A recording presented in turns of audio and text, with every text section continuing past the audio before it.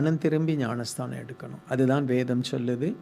இயேசு யோவான் ஸ்நானகன் தான் ஞானஸ்நான உபதேசத்தை கொண்டு வந்தார். அதற்கு முன்னாடி ஞானஸ்நான உபதேசம் இல்லை. யோவான் ஸ்நானகன் தான் ஞானஸ்நான உபதேசத்தை கொண்டு வந்தார். அதாவது நியாய பிரமாணத்துக்கும் கிருபைக்கும் இடையில நின்ற மனுஷன் யோவான் ஸ்நானகன். ஸோ அப்போ அவர் நியாயப்பிரமாணத்தில் ஞானஸ்நானம் ஒன்று கிடையாது. அதுதான் ஒரு புது பிரமாணத்தை ஆண்டவர் யோவான் ஸ்நானகன் மூலமாய் கொண்டு வந்தார். அவன் பேரையே அந்த ஸ்நானகன் அப்படின்னு சொல்லிட்டாங்கன்னா யோவான் ஸ்நானகன். ஸோ அவர் தான் இஸ்ரவேல் தேசத்தில் அந்த ஞானஸ்நான பிரமாணத்தை கொண்டு வந்தார். அதை இயேசு அங்கீகரித்தார். இயேசு தாமே ஞானஸ்தானம் எடுத்தார். மற்றவர்களையும் ஞானஸ்தானம் எடுக்கணும்னு சொல்லி ஆண்டவர் உபதேசித்திருக்கிறார். பிதா குமாரன் பரிசுத்தாவின் நாமத்தினாலே ஜனங்களுக்கு ஞானஸ்நானம் கொடுங்க.